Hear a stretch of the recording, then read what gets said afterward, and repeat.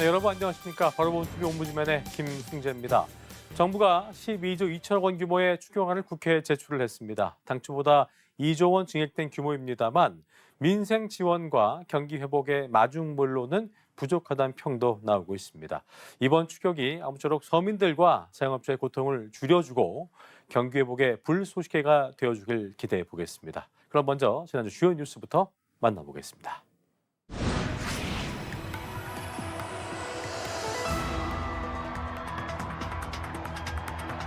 Che conservi a lungo il Papa a guida della Chiesa.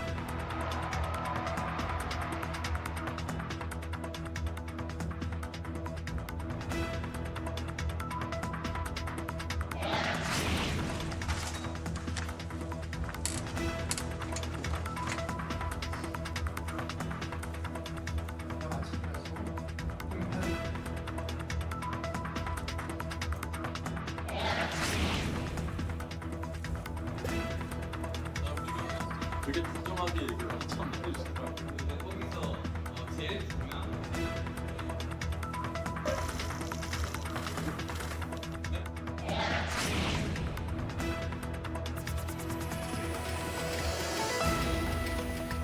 우리 경제 불확실성이 커졌다는 약간 그런 우려가 있는 상황을 저희도 알고 있습니다.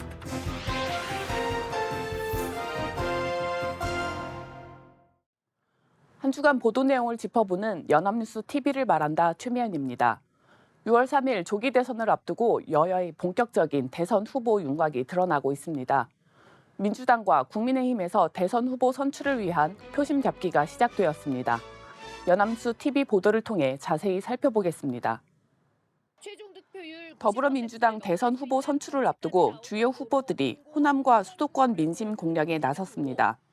이재명 후보는 압도적 1강 구도를 유지하며 SNS로 환경 및 의료 관련 공약을 발표했고 호남 순회 일정도 예정되어 있습니다. 김경수 후보는 호남의 사위를 내세워 지역 예산 자율권을 강조했으며 김동연 후보는 수도권 개발과 비정규직 공약으로 차별화를 시도했습니다. 김동연 후보 측은 여론조사 공정성 문제도 제기했습니다. 국민의힘이 대선 경선 1차 컷오프 결과를 발표하며 8명의 후보 중 김문수, 안철수, 한동훈, 홍준표 후보가 4강에 진출했습니다. 탄핵 찬성파인 안철수, 한동훈 후보와 반대파인 김문수, 홍준표 후보가 2대2 구도를 형성했습니다. 후보들은 사흘간 토론회를 진행하며 이후 일반 여론조사와 당원 투표를 통해 2차 컷오프가 진행됩니다. 최종 후보는 5월 3일 전당대회에서 결정되며 2차 경선에서 과반 득표 시 결선 없이 확정됩니다. 연합뉴스 TV의 보도는 여야의 경선 레이스 본격화를 전하며 후보들의 전략과 구도를 중심으로 전달하고 있습니다. 경선 보도의 공식을 따르듯이 호남 수도권 표심 공략, 이재명 1강, 4강 확정과 같은 표현을 사용하고 있습니다. 지역 표심, 개파 대결, 진출자 발표에 초점을 맞추는 이러한 보도는 시청자의 흥미를 끌 수는 있지만 결국 정치가 정책 경쟁이 아닌 인물 경쟁으로 소비되는 문제를 반복합니다. 따라서 후보들의 공약에 대한 구체성과 실현 가능성을 평가하는 심층 보도가 이어진다면 유권자가 현명한 선택을 하는 데 중요한 역할을 할 수 있을 것입니다.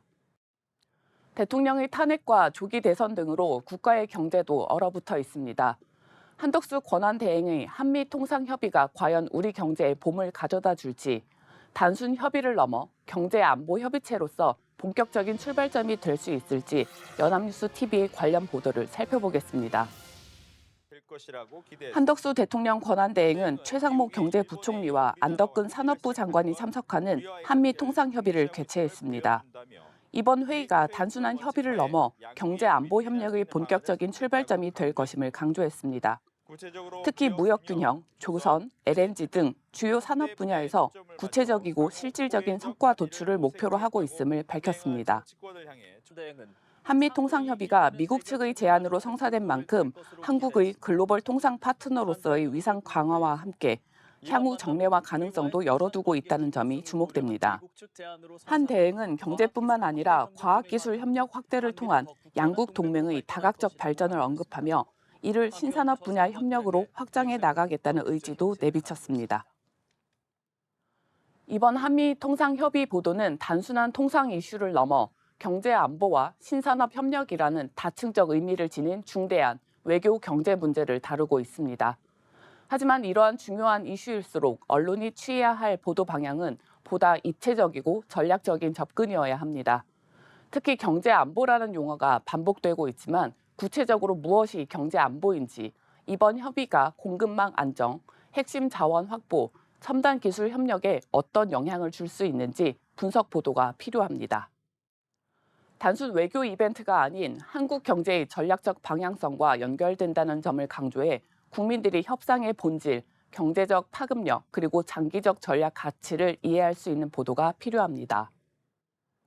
의대 정원 논의와 의료계 갈등이 여전히 합의점을 찾지 못하고 있습니다. 정부의 의대 정원 조정에도 불구하고 의대생들은 강경 대응을 이어가고 있습니다. 연합뉴스 TV 보도를 통해 알아보겠습니다. 정부가 2027학년도 의대 정원 결정을 위한 의사인력 수급 추계위원회 구성에 본격 착수했습니다. 이번 추계위는 위원장을 포함해 15명으로 구성되며 의사협회와 병원협회 등 공급자 단체 추천 인사가 과반을 차지해야 합니다. 2026학년도 의대 정원이 증원 이전 수준인 3,058명으로 확정된 가운데 2027학년도 정원은 이번 추계위 논의를 통해 결정됩니다. 한편 정부가 의대 정원을 증원 이전으로 조정했음에도 불구하고 의대생들의 복귀 움직임은 여전히 미미합니다. 강경파 의대생들은 정부의 의료 개혁안을 철폐하라며 장외 집행을 벌이며 반발을 이어갔습니다. 이들은 필수 의료 인력 배치 등을 포함한 정책의 전면 철회를 요구하며 의대 증원 정책이 폐기되어야 복귀하겠다는 입장을 고수하고 있습니다. 정부와 대학은 학사 유연화 조치를 중단하고 수업 불참 시 유급 처리 방침을 강조하고 있어 대규모 유급 사태와 수업 파행 우려가 커지고 있습니다. 우리 사회의 의료 정책과 인력 수급 문제는 언제쯤 풀릴 수 있을까요? 정부와 의료계 간 신뢰 부족에 대한 피해가 국민에게 고스란히 이어지고 있습니다. 두 보도는 의료 정책 갈등과 의료 인력 수급 문제를 다루면서 우리 사회가 직면한 중요한 공공정책 이슈를 조명하고 있습니다. 하지만 단순히 정부와 의료계의 대립 구도로만 접근하기보다는 보도가 나아가야 할 방향은 보다 심층적이고 균형 잡힌 시각을 제공하는 것이 중요합니다. 따라서 지역 의료와 필수 의료 공백 문제, 의료계의 사회적 책임에 대한 다양한 의견을 담아 여론의 균형을 맞춘 관점에서 이 문제를 풀어나간다는 시각의 보도가 필요해 보입니다. 최근 잇따른 땅꺼짐 사고로 시민들의 불안이 커지고 있습니다. 서울은 물론 용인, 부산, 광주 등지에서 반복되는 땅꺼짐 사고와 관리 부실은 시민들에게 근본적인 불안을 안기고 있습니다. 연합뉴스 TV 보도를 통해 이들 사고의 원인과 대응 현황을 자세히 살펴보겠습니다. 발생했습니다. 경기도 용인시 수지구청역 인근 도로에서 땅꺼짐 현상이 발생했습니다. 소방당국은 싱크홀이 아닌 도로가 패인 포트홀 수준으로 인명피해나 차량 파손은 없었다고 밝혔습니다. 이 도로를 지나는 온수배관이 파열돼 발생한 것으로 추정되며 경찰과 소방당국은 자세한 파손 범위를 조사하고 있습니다. 지난해 부산도시철도 공사 구간의 대형 땅꺼짐이 부산교통공사의 부실한 시공사 관리 감독 등에서 비롯됐다는 부산시 감사 결과가 나왔습니다. 부산시 감사위원회의 특정 감사 진행 결과 굴착 공사 과정에서 품질 안전 시공 관리에 과실이 있었고 위법 사항도 발견됐다고 밝혔습니다. 감사위원회는 대형 땅꺼짐이 집중호우와 더불어 차수공사, 흙막이 가시설 공사 중 시공관리 소홀이 복합적으로 작용해 발생했다고 설명했습니다. 최근 전국 곳곳에서 발생한 땅꺼짐 사고 보도는 우리 사회의 도시 안전 관리 실태와 반복되는 인재 문제임을 여실히 드러내고 있습니다.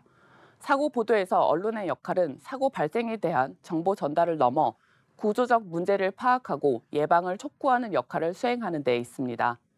따라서 명백한 인재가 드러난 경우 관련 기관과 책임자에 대한 후속 조치와 제도 개선에 대한 후속 보도를 해야 할 의무가 있습니다. 추후에는 사고 원인에 대한 심층 분석과 장기적인 안전 대책을 검증하여 사회적 경각심을 불러일으키는 후속 보도로 접근해야 할 것입니다.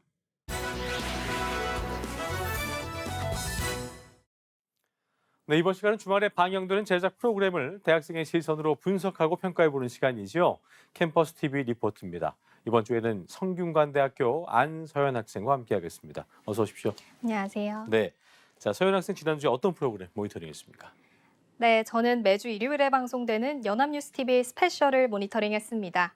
지난 3월에 발생한 경북 산불 다들 기억하실 텐데요. 네, 작은 불씨로 시작했지만 걷잡을 수 없이 확산돼 역대 최대 규모의 피해가 발생했죠. 그렇습니다. 이번 방송에선 반복되는 대형 산불을 막기 위한 현실적인 대안과 첨단 기술, 그리고 예방 수칙에 대해 다뤘습니다. 자세한 내용 화면으로 함께 보시죠.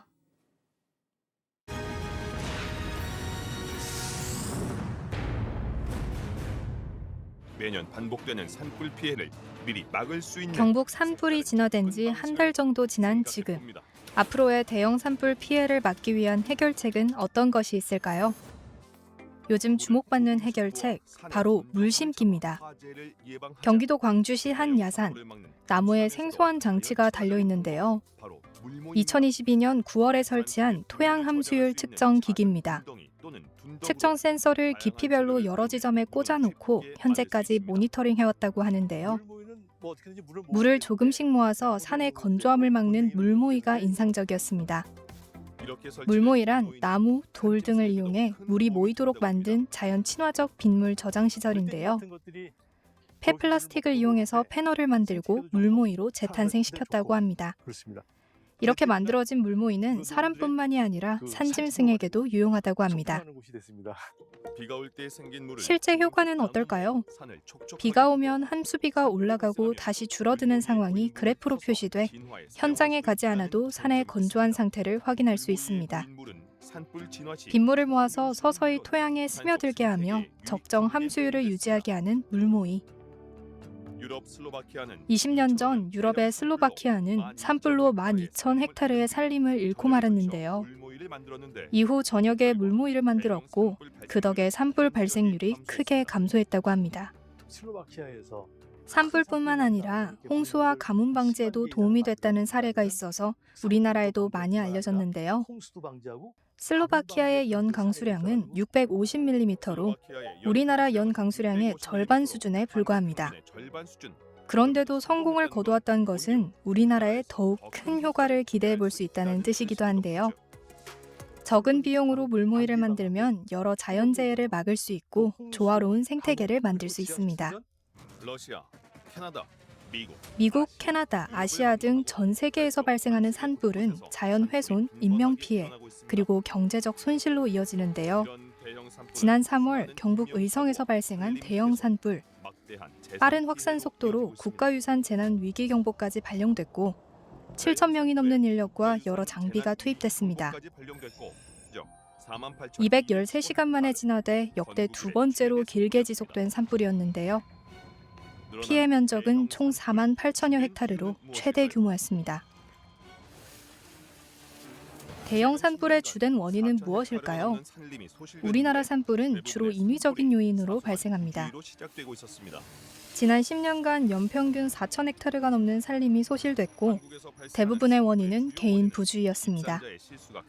입산자 실화로 발생한 산불이 30%가 넘고 쓰레기 소각, 담뱃불 등도 주된 원인이었습니다. 결국 인재를 막는 것이 핵심 과제인데요. 중앙산림재난상황실에서 산불을 감시하는 직원들, 산불 현황과 장비 투입 현황을 확인할 수 있는 감시 시스템이 구축돼 있습니다. 선이 굵을수록 불의 강도가 세다는 것을 의미하는데요. AI 기술을 활용해 24시간 연기, 불꽃을 자동으로 감지하고 산불 여부를 판단할 수 있어 효율적입니다. 총 4단계로 나뉘는 산불 위험 지수에서 가장 위험한 심각 단계로 표시된 정보를 제공하고 있습니다. 초기 진화에는 드론이 큰 역할을 하는데요. 땅에서 볼 수 없는 곳까지 볼 수 있고 스스로 위험 지역을 감지해 영상을 전송하는데요. 열화상 카메라로 야간에 숨은 불씨를 찾아내는 데에도 유용합니다. 계속되는 산불에 불에 잘 견디는 수종으로 바꿔야 한다는 의견도 많습니다. 우리나라 산림 면적의 40% 정도가 소나무 중심의 침엽수림인데요. 불을 급격히 확산시키는 특징이 있습니다. 이 때문에 침엽수 대신 화렵수로 복원해야 한다는 말이 나오는데요.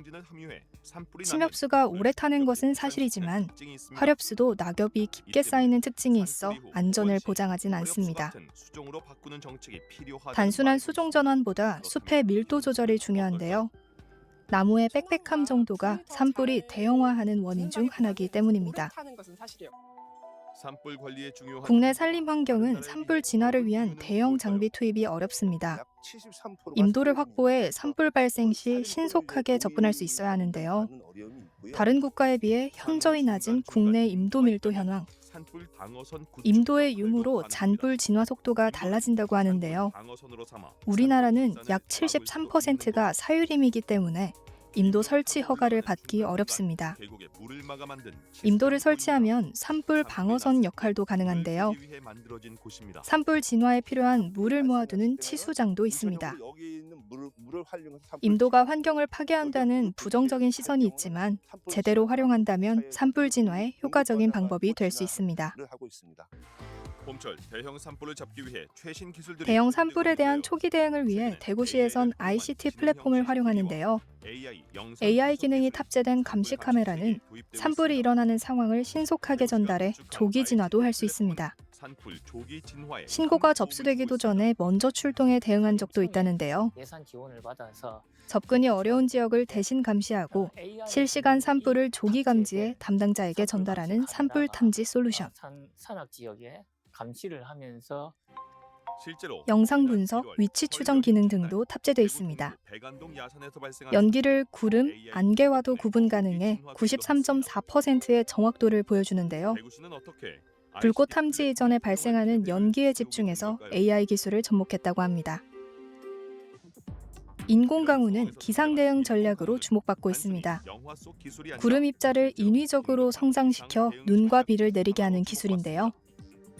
미사일이나 항공기로 구름 속에 요오드 화흔을 살포해 눈비가 내릴 수 있는 조건을 만드는 원리입니다. 강원도 지역을 대상으로 인공강우 연구를 하고 있는데요. 약 70%의 성공률을 보이고 있는 인공강우 기술. 여전히 실용화를 위해선 과제가 남아 있습니다. 이 기술이 발전되면 구름씨를 개발해 산불 취약 지역에 비를 미리 뿌려두고 습도를 높여 산불을 예방할 수 있습니다.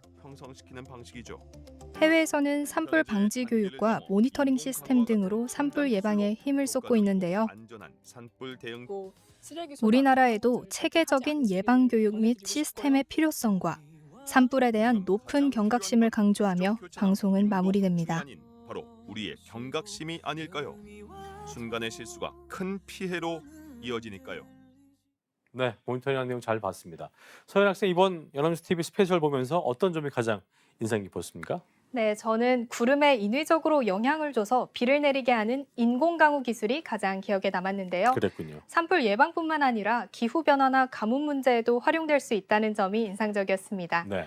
물론 아직 한계가 있지만 앞으로 기술이 더 발전하면 친환경적으로 지구에 도움이 되는 날도 오지 않을까 기대하게 됐습니다. 예. 그래도 무엇보다 중요한 건 대부분의 산불이 사람의 실수에서 비롯된다는 점인데요.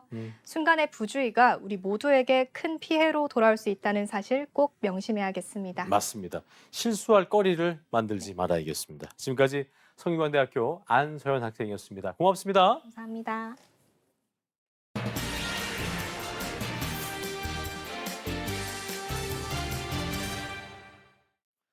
대한민국의 명물 가르게 될 6.3 조기 대선 레이스가 본격적인 닻을 올렸습니다. 이런 가운데 민주당과 국민의힘 양당의 움직임도 숨가쁘게 돌아가는 모습인데요.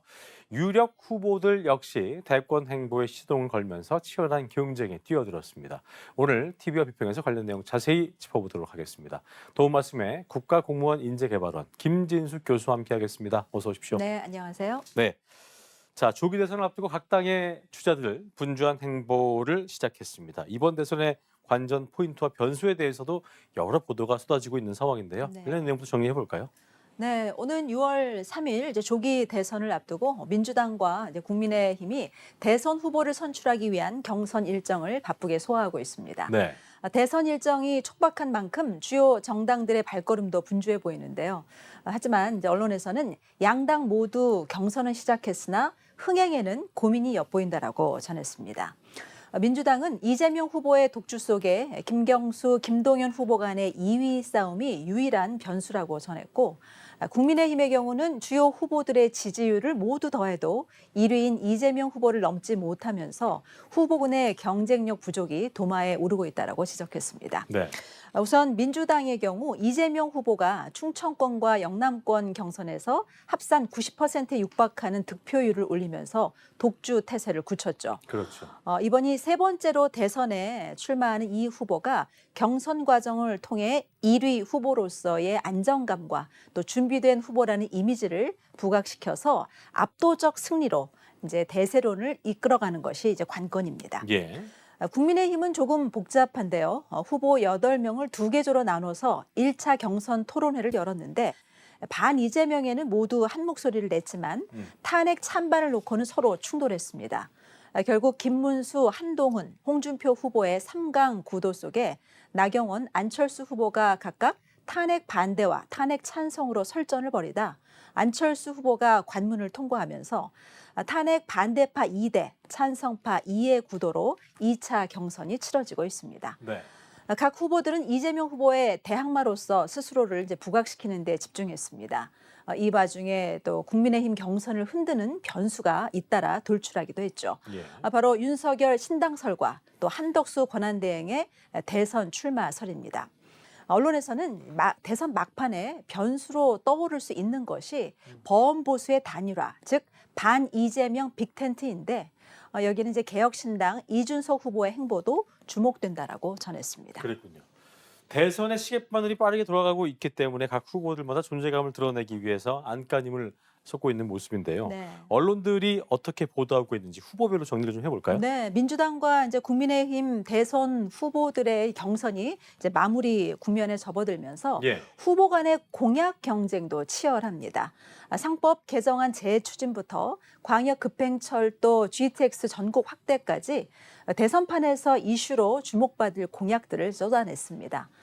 각 후보들의 주요 공약을 좀 살펴보면 예. 우선 이재명 후보는 과학기술 R&D 예산을 대폭 확대하고 특히 인공지능과 반도체, 2차 전지, 바이오 수소 등 국가 전략기술 미래 분야를 키우는 데 집중하겠다라고 밝혔습니다. 예. 김경수 후보는 검찰청 폐지와 함께 통일부를 평화협력부로 또 여성가족부는 성평등가족부로 개편하겠다고 밝혔고요. 김동연 후보는 5.18 민주화 운동 정신을 헌법에 수록하겠다라고 밝혔습니다. 그랬군요. 김문수 후보는 GTX 전국 확대를 그리고 홍준표 후보는 노인 연령 상향을 골자로 한 생산적 복지를 제시했습니다. 한동훈 후보는 재건축 재개발을 활성화하는 부동산 정책 공약을 제시했고요. 나경원 후보는 장애인 관련 공약을 내놓기도 했습니다. 언론에서는 여러 공약 가운데 특히 AI 공약에 주목했는데요. 대선 후보들이 앞다퉈서 인공지능 분야에 100조, 200조를 투자하겠다는 발표에 대해서 실현 가능성과 재정 부담에 대한 우려를 제기하기도 했습니다. 투자 규모를 늘려야 하는 것은 맞지만 구체적인 전략 없이 숫자 싸움만 해서는 안 된다는 것입니다. 민관 일체로 추진해야 하는 예. 국가 프로젝트인 만큼 정권 교체와 무관하게 중장기 로드맵에 따라서 인재를 육성하고 그렇죠. 또 선제적인 투자를 통해서 경쟁력을 높여야 한다라고 지적했습니다. 또 이 밖에 다른 공약들도 주목했는데요. 동아일보는 국민의힘이 추진하는 유연 근로제를 통한 주 4.5일제 도입과 또 민주당이 추진하는 근로시간 단축을 통한 주 4일제에 대해서 기업의 부담이나 생산성 향상에 대한 충분한 검토와 논의 없이 표심을 노린 인기 영합 정책으로 비칠 수 있다라고 지적했습니다. 또 장애인의 날을 맞아서 후보들이 밝힌 장애인 돌봄 공약에 대해서 경향신문은 장애인 돌봄을 더 이상 가족의 책임으로만 떠넘겨서는 안 되고 이제는 국가적 답을 찾아야 한다라고 강조했습니다. 그렇군요.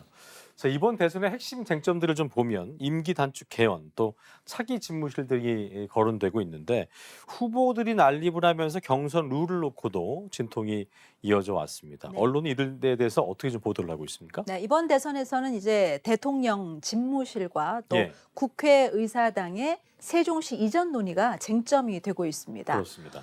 사실 대통령의 세종시 제2집무실과 또 국회의사당 세종분원은 이미 추진되고 있었던 상황이었는데요. 이번에는 여기에 한 발 더 나아가서 대통령 집무실과 국회 본원을 아예 세종으로 완전히 이전하는 것을 들고 나왔기 때문입니다. 민주당 경선 후보들과 이준석 개혁신당 후보는 대통령실과 국회의 세종 이전을 공약했고요. 또 권영세 국민의힘 비상대책위원장도 국회의 세종 완전 이전을 약속했습니다. 행정수도 세종시대는 대선 때마다 반복되어 온 단골 공약인데 지난 2004년에 이제 헌법재판소가 관습 헌법상 수도는 서울이라는 이유로 위헌 결정을 내리면서 무산됐었죠. 그렇죠. 하지만 이번에는 구체적인 논의가 필요하다는 지적이 일고 있습니다. 네. 조선일보는 세종시 이전에 대해서 정파를 떠나 모든 가능성을 열어놓고 합의를 이뤄야 한다고 전했습니다. 국토 균형 발전을 위해서 세종시를 만들었지만 수도권 집중은 더 심해졌다라면서 대선 때마다 반복되는 논란을 이제는 매듭지어야 한다라고 전했습니다. 한국일보 역시 대선 때마다 거론되는 주요 기관의 지방 이전 공약이 포퓰리즘이 되지 않아야 한다라고 강조했는데요. 자칫 부동산 시장을 출렁이게 하는 등 부작용만 남길 수 있기 때문에 오랜 수기와 또 국민적인 합의를 고려해야 한다라고 전했습니다. 예. 또 좀 지금은 좀 잠잠해졌지만 한동안 임기 단축 개헌도 이슈가 됐었는데요. 예. 또 이와 관련해서는 보수와 진보 언론의 의견이 갈라졌습니다. 중앙일보는 현행 헌법상 가장 큰 문제는 승자 독식의 권력 구조라면서 실제로 지난 대선 때 윤석열 후보는 48.6%로 당선됐지만 정부 권력은 100% 그의 몫이지 않았습니까? 이재명 후보에게 투표한 47.8%의 민심은 국정에서 철저히 배제됐다라면서 개헌을 옹호했습니다. 예. 반면에 한겨레는 개헌은 내용과 시기뿐만 아니라 국민적 공감대와 정당성까지 두루 따져서 추진할 문제라면서 개헌을 속도전처럼 하는 것은 바람직하지 않다라고 지적했습니다. 그랬군요. 각 정당 후보들의 정책과 공약을 꼼꼼히 검증하기에는 물리적으로 참 시간이 짧습니다. 후보도 후보입니다만 유권자들도 이 내용들을 파악하기가 좀 쉽지 않은 상황인데 네. 이럴 때일수록 질 좋은 보도는 그야말로 뭐 금쪽 같은 존재일 텐데 네. 어떤 보도가 좀 있었습니까? 조기 대선이라는 특수한 상황이기 때문에 예. 유권자들이 이제 후보들의 공약을 꼼꼼히 따져보는 것이 이제 물리적으로 부족한 것이 사실이지만 예. 뭐 이런 특수한 상황이 아니더라도 선거에 있어서 언론의 역할은 대단히 큽니다. 그렇죠. 문제는 우리의 언론 보도가 얼마나 다양하고 또 깊이 있고 또 신뢰할 만한 것인가에 대한 부분인데요. 좋은 보도는 단순히 누가 이런 공약을 했다라는 전달을 넘어서 그 공약의 타당성과 또 실현 가능성, 재원 마련 방안, 그리고 국민에게 미칠 영향 등을 종합적으로 분석해주는 보도일 것입니다. 예. 예를 들어서 주 4일제 공약의 경우 모든 후보가 언급을 했더라도 다 똑같은 것은 아니고요. 세부적인 내용은 차이가 있을 수 있습니다. 네. 실질적인 임금 감소나 적용 대상 범위가 다를 수 있는 것이죠. 따라서 구체적인 수치나 사례, 또 전문가 분석, 현실적인 제한 요소 등을 분석해서 유권자가 현실적인 눈높이에서 판단할 수 있도록 도와주는 역할을 하는 것이 좋은 보도가 아닐까 생각합니다. 그렇겠네요. 자, 개헌부터 탄핵, 조기 대선까지 정치적 피로감을 호소하는 국민들이 많습니다. 국민들이 뽑았는데 정작 국민들을 등한시하는 혐오 정치는 이제 없어야 할 텐데 끝으로 언론의 역할 듣고 마무리하겠습니다. 네, 참 지나서 하는 말이지만 지나고 보니까 우리 국민들이 굉장히 참 험난한 시간을 잘 견뎌왔다라는 생각이 드는데요. 그럼요. 대한민국의 미래를 책임질 중요한 선거를 앞두고 있다는 생각에 저도 국민의 한 사람으로서 피로감보다는 사실 책임감이 앞섭니다. 맞습니다. 언론은 이 엄중한 시기에 우리 사회의 만연한 분열과 긴장을 좀 완화하고 나아가 통합, 그리고 무엇보다 민주주의 수호라는 본연의 책무를 재확인해야 할 것입니다. 맞습니다. 갈등을 확산시키는 보도가 아니라 다양한 공론의 장을 마련하고 또 각 진영의 입장을 심층적으로 좀 분석해서 유권자들이 냉정하게 판단할 수 있도록 돕는 해설자의 역할을 해야 합니다. 그렇습니다. 정치권의 치중한 보도 일색에서 좀 벗어나서 다양한 국민, 특히 소외계층이나 소수의 목소리도 담아야 할 것입니다. 예. 이번 선거를 통해 우리 민주주의가 한 단계 성숙하는 계기가 되길 바랍니다. 저도 바람하지 않겠습니다. 지금까지 국가공무원 인재개발원 김진숙 교수였습니다. 고맙습니다. 네, 고맙습니다. 저희 옴부즈맨 제작진은 여러분의 소중한 의견들을 기다리고 있습니다. 방송을 보시고 느낀 소감을 연합뉴스 TV 홈페이지 내 시청자 게시판이나 SNS로 보내주시면 됩니다. 저희는 다음 주 이 시간 다시 인사드리죠. 여러분 고맙습니다.